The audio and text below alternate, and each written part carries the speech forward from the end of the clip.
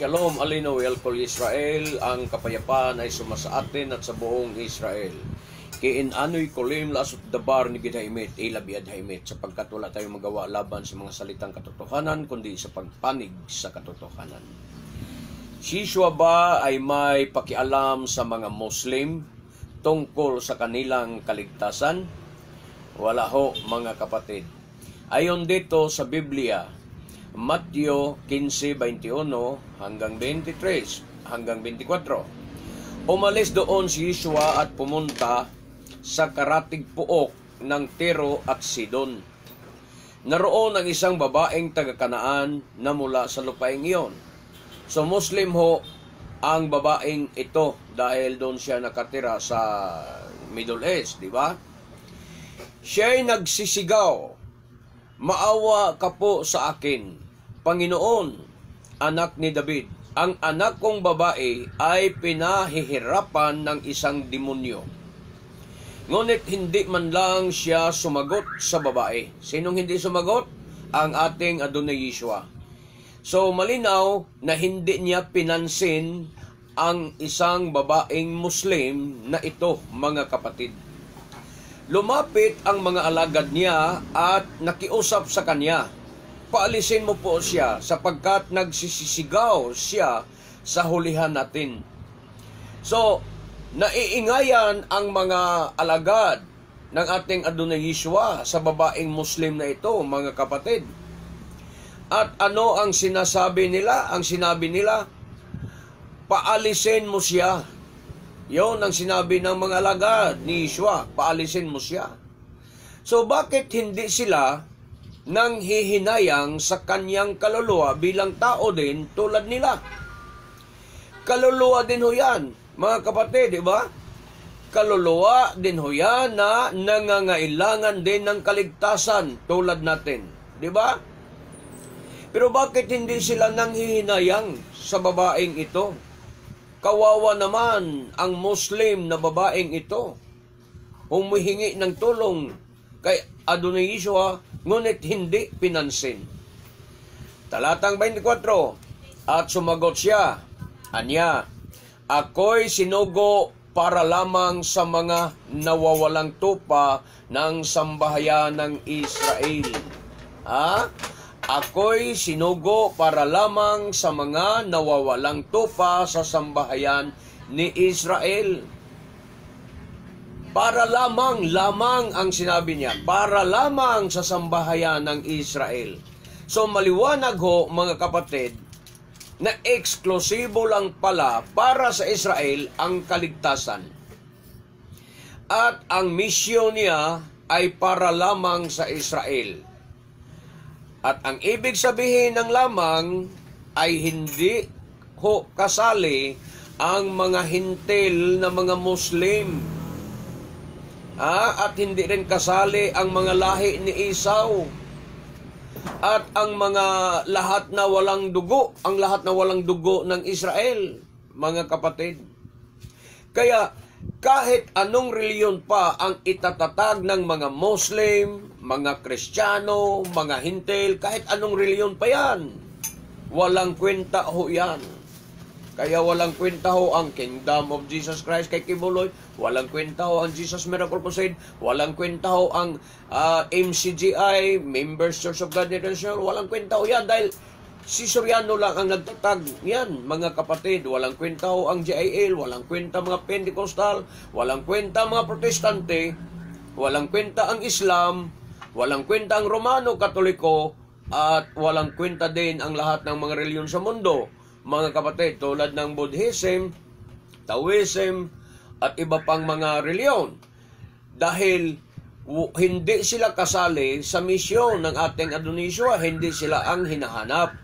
Hindi sila ang nawawalang tupa sa sambahayan ng Israel.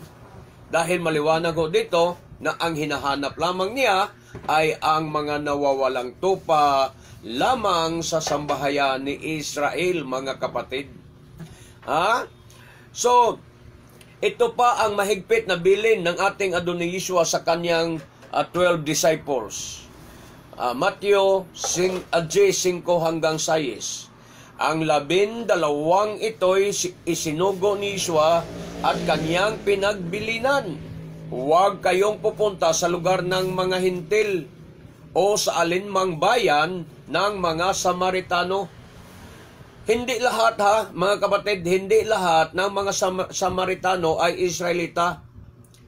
Maliban lang sa babaeng Samaritano na kinausap ni Yeshua doon sa balon sa Sikar. O, yun lang Israelita, yun, yung babae na yun, sa Juan 4. Pero yung tinukoy niya doon ni Yeshua nga, hindi nila puntahan, huwag kayong pupunta sa lugar ng mga hintil o sa alinmang bayan ng mga Samaritano dahil sa panahon ni Yeshua, yung mga taong nakatira doon sa Samaria ay mga Muslim na ho, mga kapatid. Mga Muslim na ho, wala na ho ang mga Israelita doon.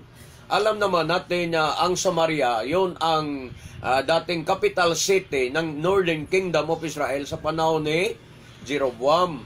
So, sa Israel talaga yan, ang Samaria. Ngunit, sa mga panahon ni Yeshua, wala na ang Israelita, nagkakalat-kalat na sa buong mundo, mga kapatid. Nagkawatak-watak na sila sa buong mundo ang mga Israelita sa panahon ng ating Adoniswa. Kaya ang naninirahan doon sa Samaria sa panahon ni Adoniswa, karamihan mga Muslim na. Kaya pinagbilinan niya ang kanyang mga disipulo na huwag kayong pupunta sa mga lugar ng mga hintil o sa alinmang bayan ng mga Samaritano. Ngunit mayroon pa rin natitira na iilang mga Samaritano na Israelita din.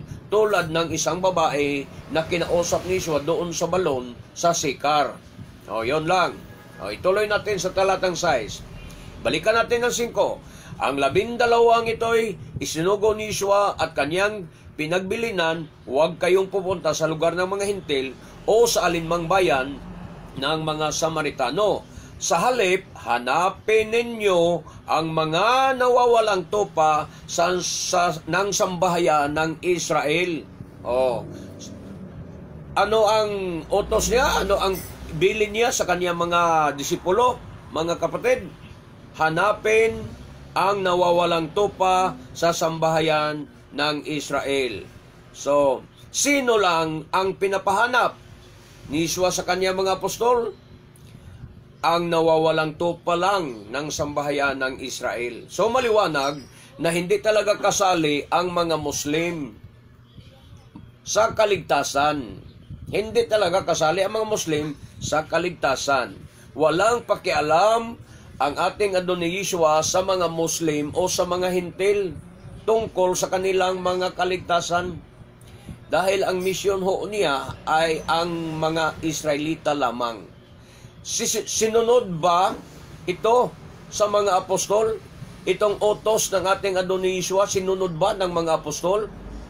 Na sa mga nawawalang tupa lang sa Israel, nila ipangaral ang gospel ng kaligtasan? Opo, sinunod talaga nila ito. Dahil kahit saan makarating ang mga apostol o ang mga mananampalataya, sa mga Hudyo lamang nila ipinangangaral ang gospel ng kaligtasan. Hindi sa mga Muslim at hindi sa mga hintil. Ayon dito sa mga Gawa 11:19. Samantala, nagkawatak-watak ang mga mananampalataya dahil sa pag-uusig na nangyari kay Esteban. Naglakbay sila hanggang sa Phoenicia, sa Cyprus at sa Antioquia. Sa mga Hudyo lamang nila ipinangangaral ang salita saan man sila makarating. Yan, mga kapatid. Maliwanag ba? Sinunod ba nila ang utos ng ating Adonai Yeshua? Ang bili ng ating Adonai Yeshua sa kanila? Na doon lang sa mga nawawalang tupa ng Israel, sa sambayanan ng Israel nila ipangaral ang gospel? Sinunod nila. Kahit saan kuno sila nakarating, mga kapatid, sa mga Hudyo lamang nila ipinangangaral ang salita saan man sila makarating. So, hindi sila nangangaral sa mga Muslim o sa mga Hintil, kundi sa mga Hudyo lang talaga. Bakit?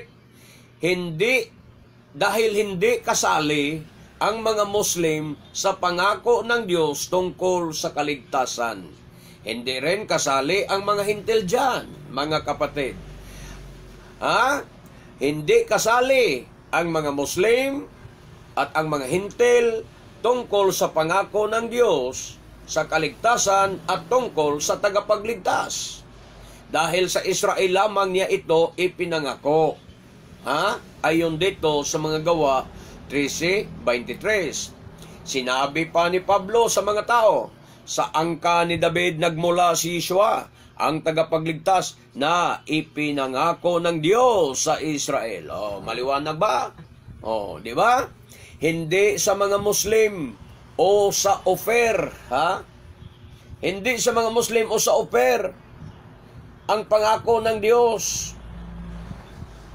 Doon lang sa Israel siya nangako, na doon talaga ipadala niya ang tagapagligtas sa Israel lamang. Yung babaeng Samaritan na kinausap ni Yeshua doon sa balon sa bayan ng Sikar, isa bang Muslim? Yun ang tanong.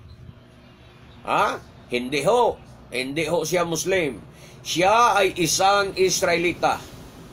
Dahil inamin mismo ng babae dito na si Jacob ang kanilang ama, hindi si Ismael at hindi rin si Esau.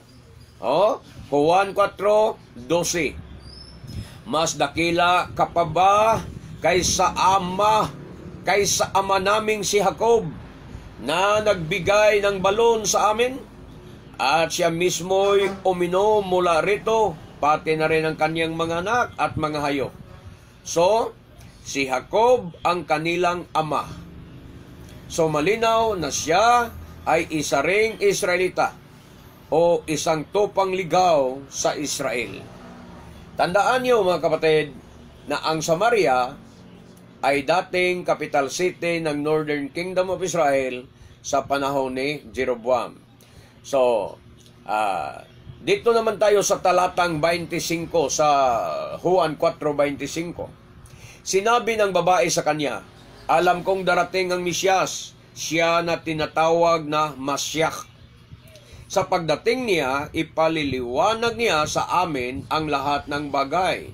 Sinabi ni Yeshua sa kanya, ako mismong nagsasalita sa iyo ang tinutukoy mo. So ngayon, ang mga Muslim ba ay nag-aantay ng Mesyas? Hindi. Pero ang mga Israelita, nag-aantay ba ng Masyak? Oo.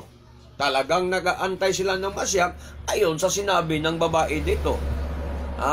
Alam namin na darating ang Mesyas. Bakit alam nila? Dahil Israelita siya. Nag-aantay sila sa pangako ng Diyos na ipapadala ang Masyak para sa Israel. Kaya sinabi niya, alam kong darating ang Mesyas, siya na tinatawag na Masyak. So, ibig sabihin maliwanag na ang isang babaeng ito, ang babaeng ito na Samaritana ay isang Israelita. Ayan ang sinabi ng babae sa Samaritano. Yan ang sinabi ng babaeng Samaritana. Anya, alam kong darating ang Mesyas. Siya na tinatawag na Masyak, sa pagdating niya, ipaliwanag niya sa amin ang lahat ng bagay. Yan ang nagpapatunay na isang Israelita ang babaeng Samaritana, mga kapatid.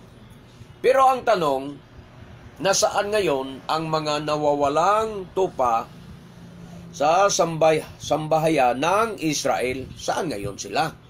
Yun ang tanong. Ayon dito sa Santiago 1:1, mula kay Santiago, lingkod ng Diyos at ng Adonai Yeshua HaMashiach, binabati ko ang 12 liping nagsikalat sa iba't ibang bansa. Saan raw ngayon ang 12 tribes of Israel? Sabi niya, Nagsikalat pala ngayon sa iba't ibang bansa ang 12 tribes of Israel. Ayon dito sa Santiago 1:1. At nagsikalat din sila ngayon sa iba't ibang mga reliyon, mga kapatid. Kaya't alam ko na maraming mga dugong Israelita na nandyan ngayon na pabilang sa mga Christians religions or Christians denominations. Marami dyan.